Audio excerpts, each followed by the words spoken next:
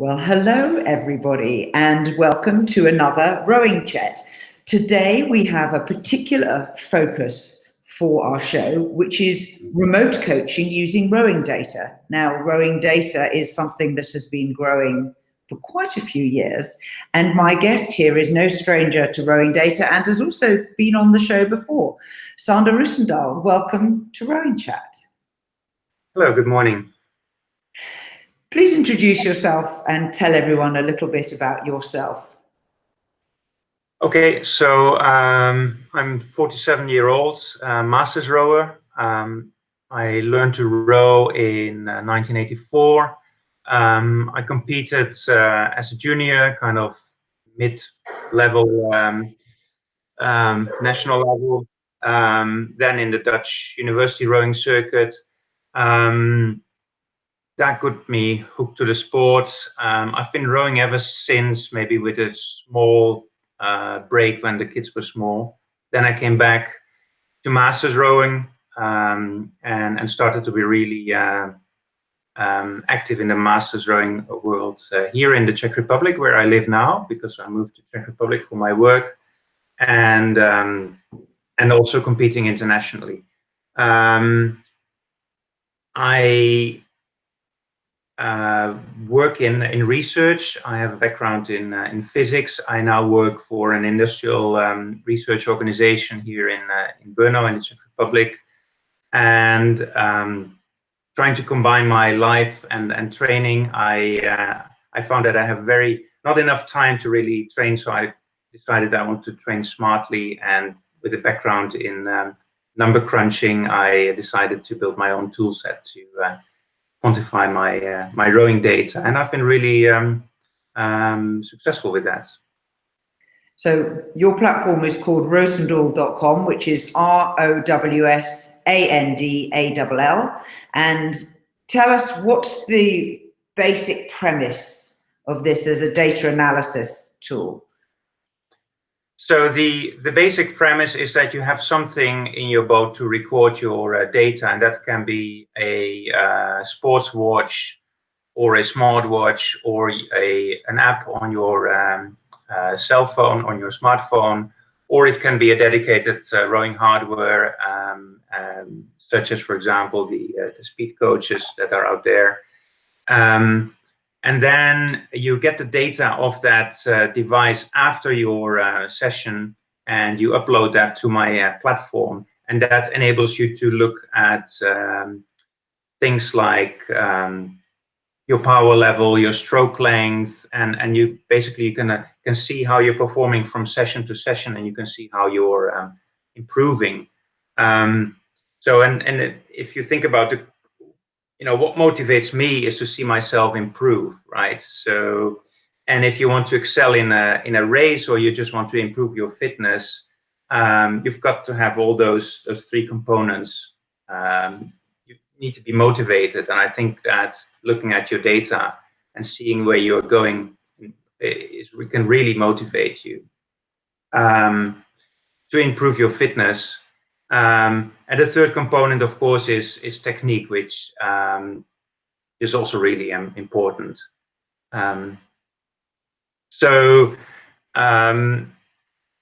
If you want to start with data and rowing, I think you need to take into account all those three aspects. You need to look at, you need to have a way to measure how your fitness improves, and I will talk about that later.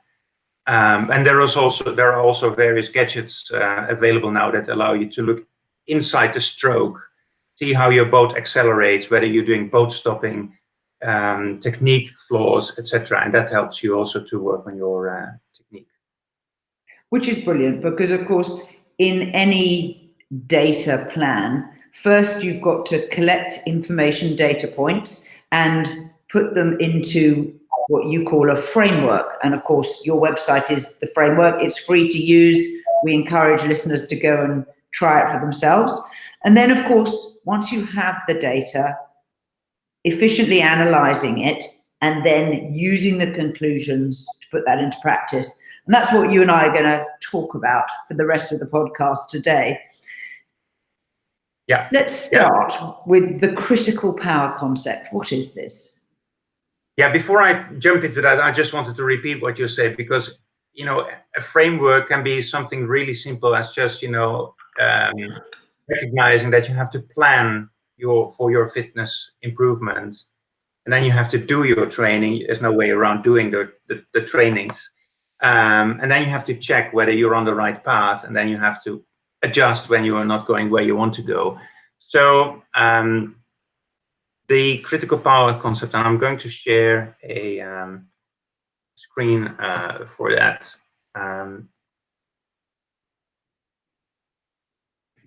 So there you go. The critical power concept is something that I have. That didn't work, Sander, the screen share. Let me try to share that again. That worked. Okay, I just need to go to the slideshow. So the critical power concept is something that is known in the cycle and the triathlon world, and I've borrowed it from there. So it's not my own invention, but I've adapted it to rowing. And very simply, if you can see the little photograph here with the guy trying to outrace the charging bull, that really illustrates the concept. So, you know, how hard do I need to push in order to ride as long as I need to be safe?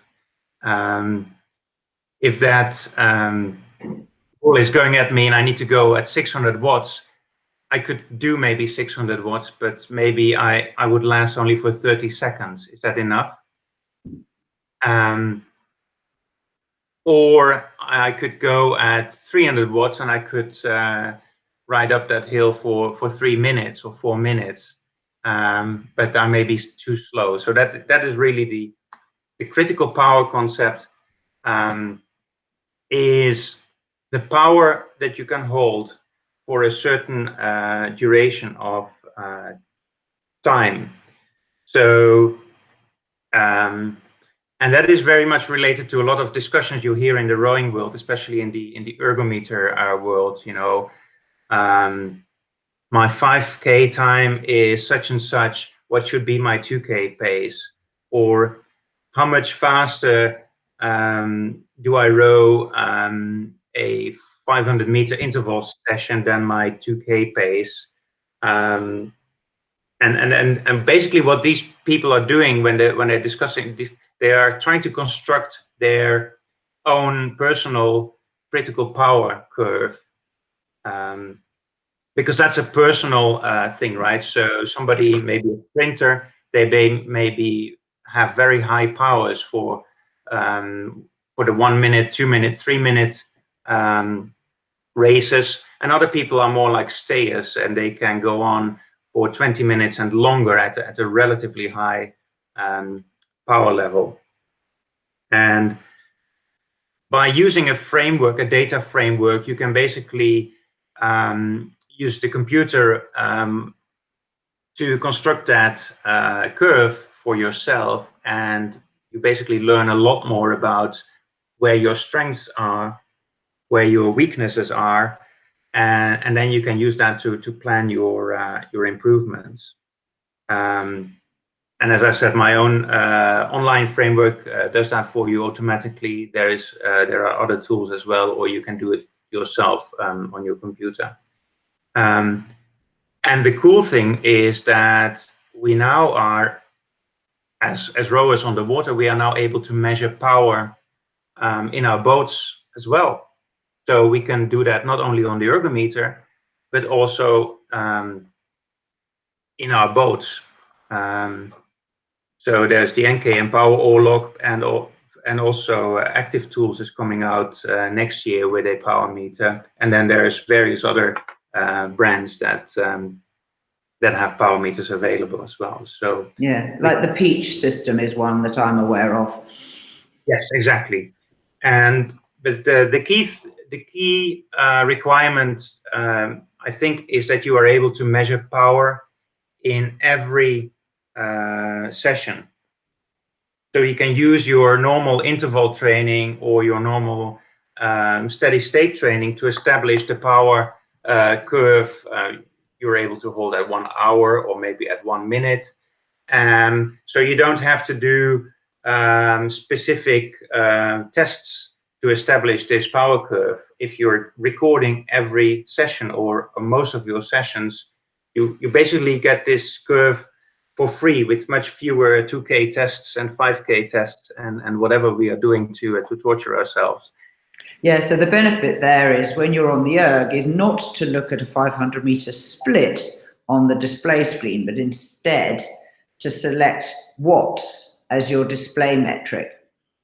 Exactly, because on the erg, of course, watts and the splits are very much related.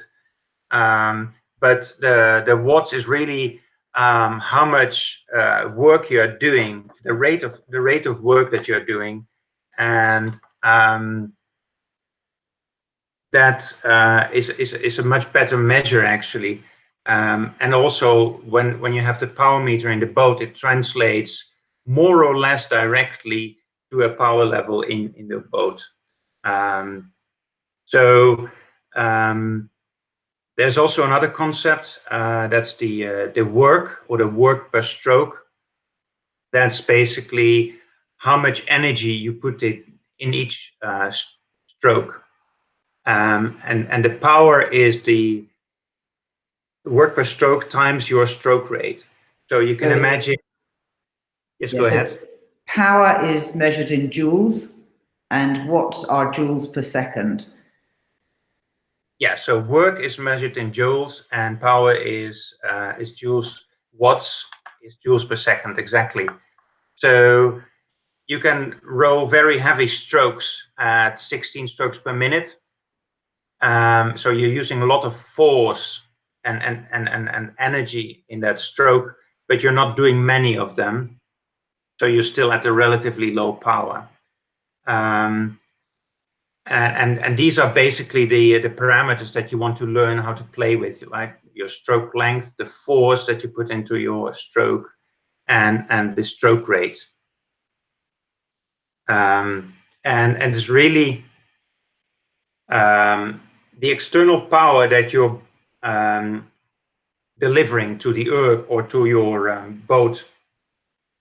That is what is that's directly related to your fitness level and the internal energy systems of your body. So there's a certain power level above which you go to anaerobic. I think people are familiar with that concept, and that's really the level where you start to build up lactic acid, and it starts to be very painful after a couple of minutes. In the end, you have to stop. If you want to use power in the boat, it's really much better than using pace, because we all know you can have tailwind, headwind. You can row on a river, and if you only have a GPS device available, you will go much faster relative to the bank if you're going downstream. So the power meter really takes all that complexity away, because 300 watt is 300 watt whether you're rowing in headwind or tailwind. That's a distinct advantage of using watts as part of your metric. Now, people will probably want to understand how that translates back into 500-meter splits. You've got a chart online, is that right? So for the ergometer, I did. So I'm not sure I understand your question. If you're talking about a personal rower, yeah. So I do have the chart on my platform. So if you upload all your workouts, you can construct a chart just like the one I'm showing right now. Here I'm showing the chart that you get on my platform. So you can see on horizontal axis is the duration in seconds. On the vertical axis is the power in watts. And the green line is basically the line that this person is able to hold.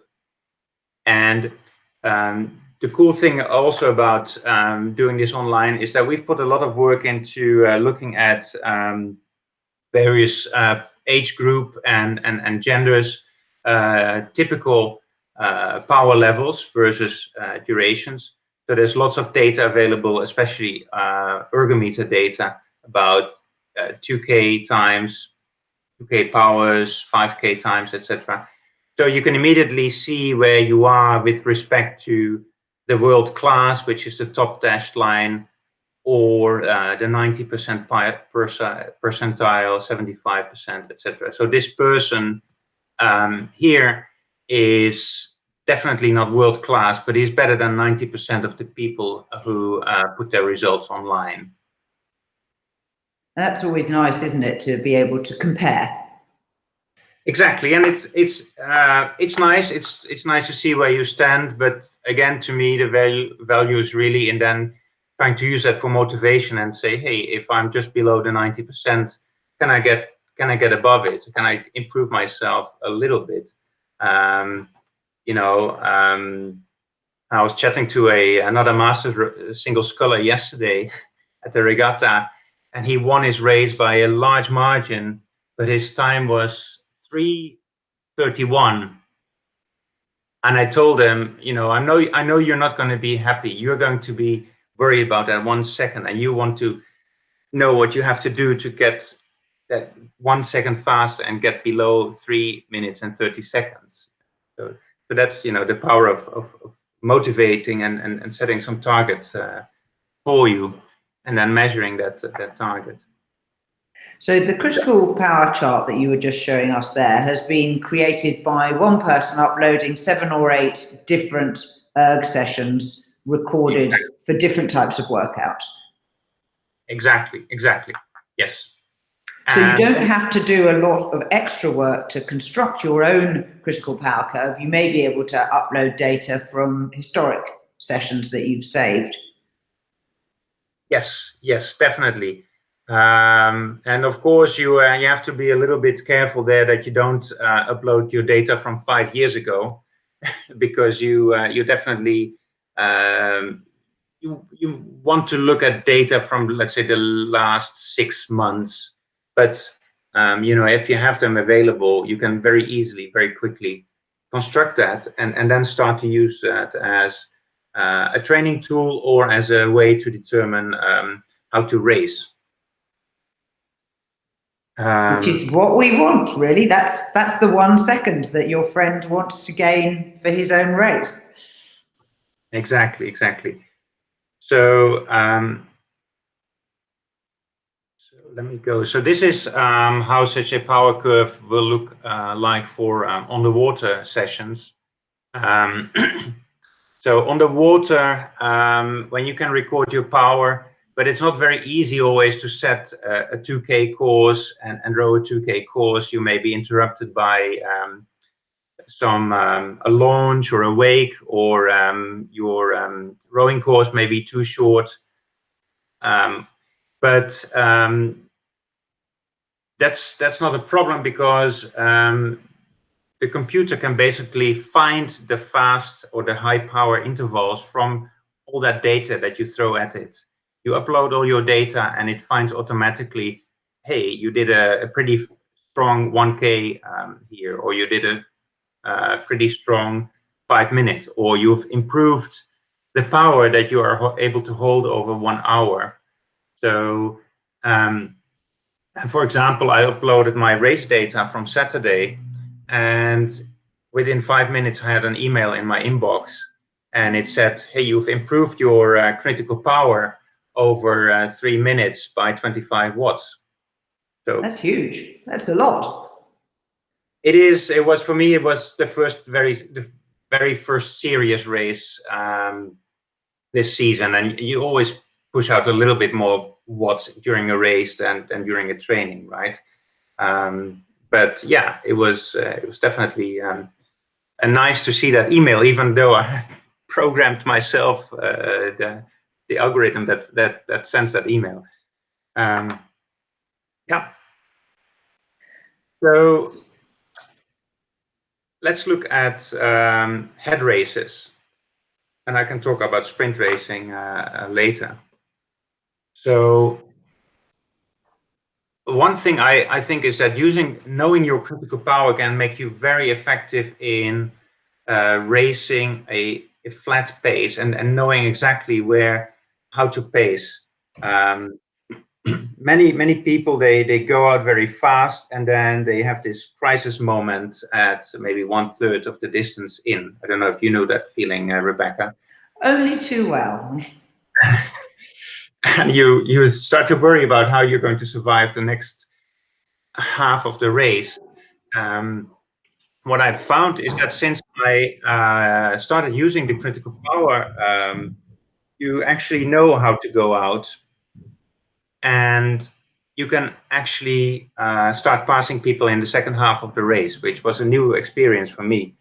So how would you do that for a head race? So head race typically 5-6K, and you can prepare really well for it. So this is an example, a head race in the 2017 season, and the race was over 6K on October 7. And what you do is you want to build confidence and want to build the critical power chart at the same time. So what you do is you start to do let's say, a heavy, long piece, but it's going to be longer than your race distance, and it's going to be lower power. So I started here with a 9.5K, which nicely fit into the river and lake that we have available here. 43 minutes. I targeted at slightly above my steady state power. And what you do is you hold that power. You can see the power in the boat. You hold that power, and then when you feel confident that you're going to actually survive this piece, you wind up a little bit and you go higher and you try to push out as much as you can. But it's not too painful at this distance. So and let's just be clear, these are average power per stroke. This is the average power over the entire piece. Good. So yeah, if you look at your power level during the row, there can be plus or minus 10 watts from stroke to stroke, especially if you have to steer a little bit. You shouldn't worry about that. You should just worry about technique and the right stroke rate and just check now and then that you're roughly at the same rate. It's not critical for the critical power curve whether you're entirely constant. So 202 watts, 2.18, 2 minutes 18 at the 500 meter pace. A few days later, I shortened the distance slightly, and of course I knew that I could hold 200 watts for 9.5K. So I used that as the new target. And of course I tried to exceed that target, and I ended up at slightly higher. Again, a few days later, reduced the distance to 8K, tried to hold 205 watts. I ended up holding 212 watts over average. Then this is an interesting one, September 25, a 7K. This happens when you row with data. I had a hardware issue. It just wasn't working. But actually, sometimes it's good, to row without the data, but because you have to internalize what it feels to row at a certain power level, and so that was a good check. sometimes, especially at regattas, you forget something, you don't have the power level. You know, you don't want to be too dependent on data that you panic and that you are not able to race. Of course not. You still have that the same fitness, whether or not you have that power number. So my interpretation of your data there is that your perception and reality were slightly out of alignment because you did a 2:17 split on average, that just based on the time to cover the distance. Yeah, if I remember well, and of course that should be in my training notes, there was also headwind and a little bit more chop. So if you're maybe another point, if the water is rougher, you are generally not able to hold as high power values as on flat water. And the better your technique, the more you are able to hold the power at rough conditions. But you're right. So the pace, if you look at the pace compared to the power, there's not too much correlation because that depends on the wind direction, tailwind versus headwinds, rough conditions, etc.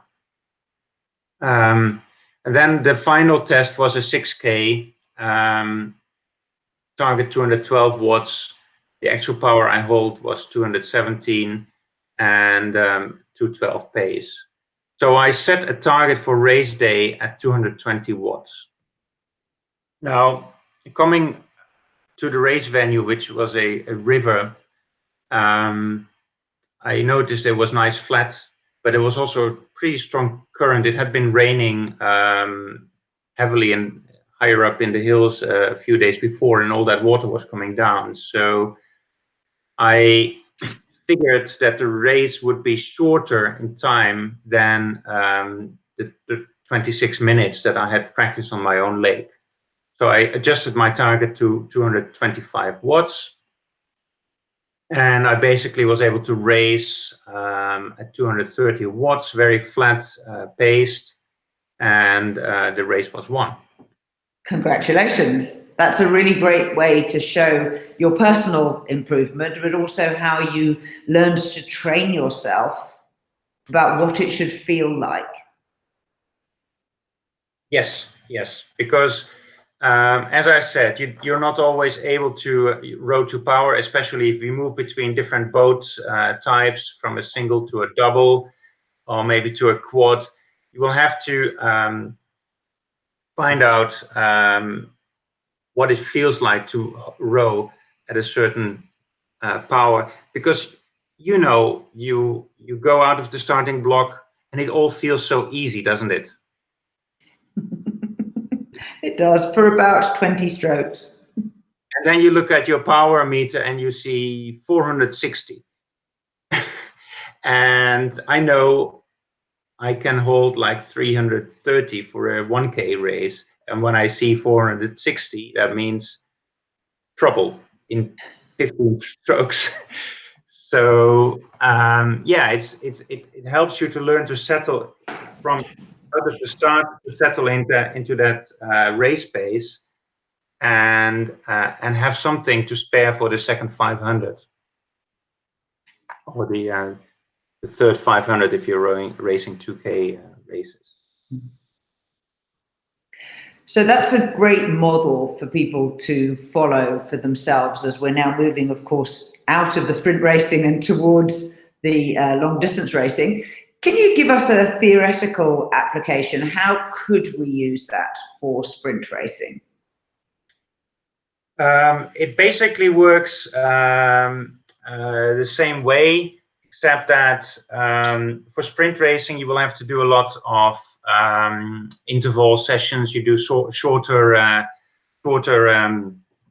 trainings, and so we're not going to go that systematically from long distance to shorter distance to your race distance. But basically, what you can do is, so what I do is I collect the data from sessions like 1 minute on, 1 minute off. And then, but I also do 250-meter sprints, 750-meter sprints, or the other way around, if you have the power available in the boat, you can set a target, for example, 350 watts, and try to row for as long as you can for 350 watts. And if you see the power number fall, let's say 5 or 10 watts below that target, you stop. And maybe That's really one day it's 2 minutes, and then you try to expand that time up to your 3.5 minutes or 4 minutes that you are going to race. Yeah. I definitely think there's benefit in that. And even for people listening now who may not yet have the ability to measure power in the boat, that approach to training your body, your expectations, the feeling, and getting used to how hard you think you need to work is a really great way of preparing yourself, because every year, personally, I find I have forgotten how hard I have to work when I'm doing 1K races, even though I was doing it maybe only a few months earlier. Yeah, exactly. So you know that burning feeling at the 500-meter mark, right? But really what I find is if you pace yourself well, you still have that burning feeling, but somehow after 5 to 10 strokes it goes away and you're able to hold your power. And what I also notice, and this is really nice, is that unless you're rowing against very good rowers who are just faster, when you do it like this at the 500-meter mark, you start to pass people, or you start to pull away from people. And imagine the motivation that had. The motivation that you get from that. Yeah, definitely true. And also, the focus on your average speed is really, really important. Top racing crews, if you analyze the 2K races that are being done at the World Cup races, you will see that the goal for most of these athletes is to flat split the 4 quarters of the race. So even if you are analyzing it in 500-meter splits, not watts, that goal is something that we can also aspire to, however old or young we are and whatever distance we're racing. And what you've just illustrated, as you say, you come out of the halfway mark and you move into the 3rd quarter of the race. If you can maintain your average speed, that is where others slow down. And that's why, hopefully, you will be passing them. Yes, exactly. So, and there's an example just from last weekend. I was racing a master sprint race, and on Saturday it was the race for lanes, and on Sunday it was the finals. Very similar weather conditions Saturday and Sunday, and actually I achieved a higher average power on Sunday, but I was 2 seconds slower because I hadn't evenly paced. Why? Because I tried to improve my position. I was 3rd on Saturday, and I tried to be 2nd or maybe 1st on Sunday. So I went out a little bit too fast, and then I was trying to pass that other guy, spent so much energy that the 3rd quarter of the race was really miserable, right? So average power higher by a little bit, but with ups and downs during the race, you end up going slower. And when you can pace very evenly, you go faster. And that's a great thing to practice. That's a really, really good learning. And I know that there are some people who dislike having a meter in the boat while they're racing. But I think if you're going to follow this approach to your own training and your own racing, you have to get used to being able to check the data. Even if it's just a little glance from your eyes, you look down and then you look back up to your horizon. Exactly. You don't want to be too focused on the data during the race, and you don't want to have 25 different metrics in front of you during a race. You want to basically look at your stroke rate and maybe now and then at something else. Actually, I find I look mostly at stroke rate because I've learned what I need to do, and I need to know the stroke rate. So you may wonder how that works in team boats, because actually in team boats it's going to be a little bit more interesting, even because you have 2 or 4 or 8 people, and they're all different, right? So some people are very good at getting the boat up to speed in the start. Some people are very good in that final sprint to the line. So using the data with your rowing team and to talk about who's good at what actually also gives for an interesting way to optimize your boat speed there. What crew boats have you personally used the data in? So I've looked. So for my personally, I use the power data only in my single, and I row the double a lot. I really love to race the double. So in the double, I'm back to only stroke rate and pace. But we've looked at here with the Czech juniors. We've looked at coxless fours. Now also got data from eights. And it's interesting to see how people pace their races differently inside the same crew. And you know what I was saying before, it's not necessarily a bad thing if you see that your engine room is pacing constantly, and your bow rower is the one who pulls you over the finish in the last turn. It's just you need to, when you measure it, you have something to discuss and something to ask the coach, right? So is there something we can improve if we did something slightly differently? And I can see that tying in very nicely with how the coach selects who sits in which seat, because I have definitely been in 8s crews where the coach has instructed 8 and 7 to start a long distance race slightly conservatively, but then be prepared to over-expend energy in the last bit of the race in order to push the whole crew along faster toward the sprint finish. And so obviously the psychology, or I suppose the physical capabilities of your crew then can influence how the coach decides to seat the 8. Yes, exactly. So that's a really important point you make, because sometimes I hear the critique that I'm trying to get rid of the coaches. That is definitely not true. There's a couple of very important things that you have to use when you want to improve your rowing. And I think the very first thing is the eye of your coach, who looks at what you're doing and tells you. And then you have to, correlate that to how it feels, what you're doing. And the data is there to kind of make it more quantitative, objective. And it is interesting to look at the data with your coach and with your crewmates, and then to ask questions. So yeah, coaches, be prepared for athletes asking difficult questions. But in the end, we all, learn a lot, and we have something that we can use to get better. Yeah, that is the goal, really. And getting better is your own definition. Not everybody is doing this to race. Some people are doing this to say, is my stroke technique improving? And you can, of course, use the data in exactly the same way to make a judgment on that scale. Yeah. Exactly. So, so we've talked a lot about power here.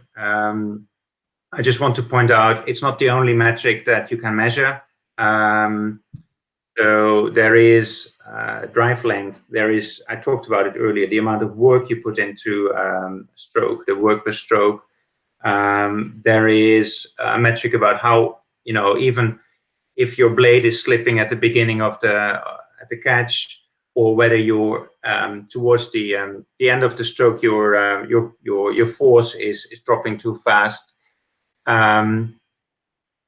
So especially drive length and the force you can put into a stroke, or the work per stroke, are very important. But what I found is that if you only focus on power, you get about 80% of the of what you can do, and only after that you can look at, am I faster with very forceful strokes at 32 strokes per minute, or very light strokes at 38 strokes per minute. Yeah, one of the drills that I have always enjoyed doing is something that we call a speed up. And a speed up is 15 strokes, where you take the rate up 1 every stroke. And it's a very good way to illustrate how, as the rating increases, you get to a point where you can no longer use power to increase the rating. To go from 18 to 19 to 20 to 22 to 23, it's very easy. You just push a little bit harder, push a bit harder, and the boat speed and the rating increases. But there is a transition point where you need to move your body dynamically, and you feel that you're not being strong. Is that something you can explain with data? Oh, yes. So I have I mentioned the work per stroke. And basically what I saw myself, that is, if my work per stroke is, let's say, above 600 joules, I'm maybe rowing very forceful, long strokes, but I'm not actually making the boat go faster. Whereas if I force myself to be a little bit lighter, I also feel like I have the ability to be a little bit more dynamic on the recovery. So I think that's what you are talking about. And the other thing I'm talking about is I see a lot of masters rowing, watching masters rowers who watch the World Cups and the World Champs, and they see people racing 2,000 meters at 39 strokes per minute. So, and then, you know, they try to train for that, to do it themselves. You have to be really careful there. And with the data, you can just look at how you perform best. And maybe you are just at your fastest at 29 strokes per minute. And you should, you know, rig your boat to that and start from there, rather than just jumping to 38 and you know, going very crazy. You don't have the body of Drysdale. You can't row like Drysdale. Exactly. And not to put too fine a point on it, the elite athletes are physical freaks, and the vast majority of masters athletes are within the more normal curve distribution of the human physique. And that is a very wise bit of advice you've just given. Yes. And the other thing, I saw it also with juniors who like to measure how heavy other people are rigged, and then they tend to set their boat a little bit heavier because they think they go faster. Again, I'm a masters rower, so that's my focus. Going to masters rowers, you have to really rig maybe almost a little bit lighter than you think you can pull, and that really helps you get a little bit more dynamic during the stroke. Yeah, I also think that a lot of masters rowers use oars that are too stiff. And most oar manufacturers, I think I'm correct, have 3 stiffnesses, soft, medium, and stiff. And the only difference is the number of layers of carbon on the front and back surface. So when the blade's square in the water, the leading edge and the trailing edge of the shaft.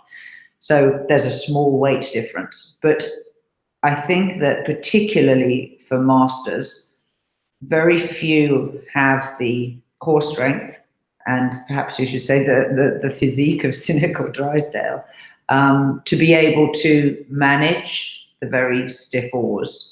And that actually you may find that you are better suited to having a slightly more flexible, softer shaft of the oar. Yes, I fully agree with that. Yeah. So let's summarize. We've gone through a lot of different things today. We're talking about the framework, we're talking about efficiently analyzing the data, and then using the conclusions.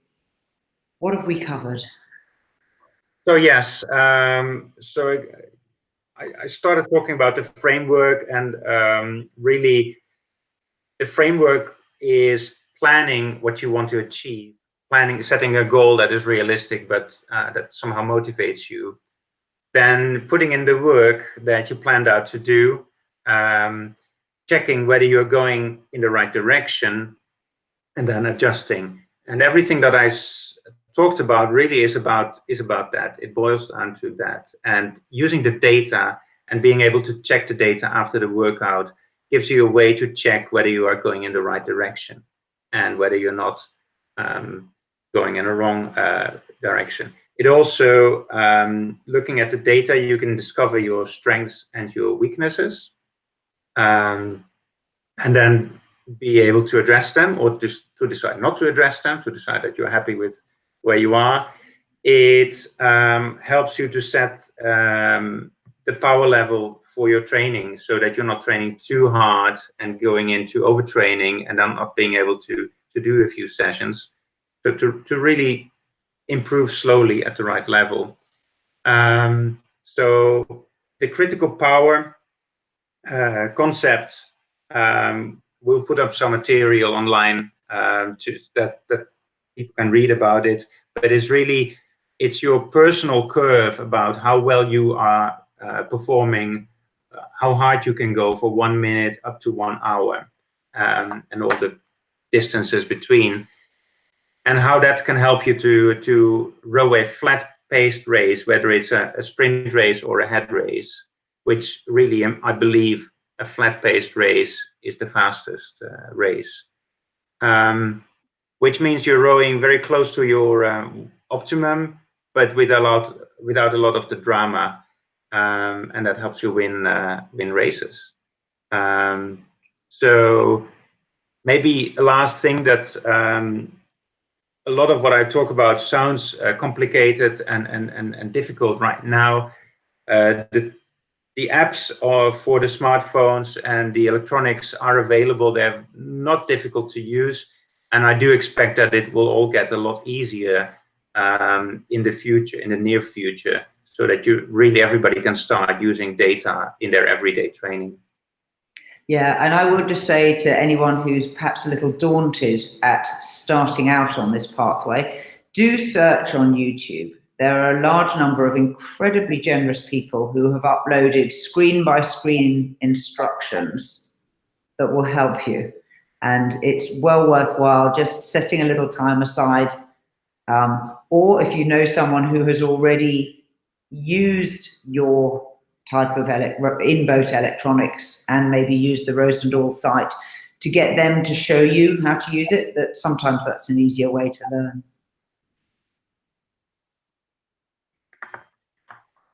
Sander, it's been a delight. Thank you again for your great knowledge, your insight, and the unbelievably large number of hours that you must have spent coding up a website and writing algorithms that the rest of us can all benefit from.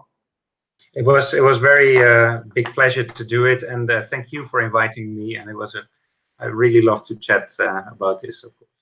Well, we will definitely invite you back to maybe give a second part to this. In the meantime, in the show notes, you will find links to Sander's website and also to the illustrations which he showed us on screen, should you wish to study them further. Till next time, this has been Rowing Chat. Please subscribe to us on your favorite podcast app. If you go to our website, which is rowing.chat, you can receive an email notification when we have new episodes. And please send us any feedback and suggestions for new guests. Till next time, bye-bye.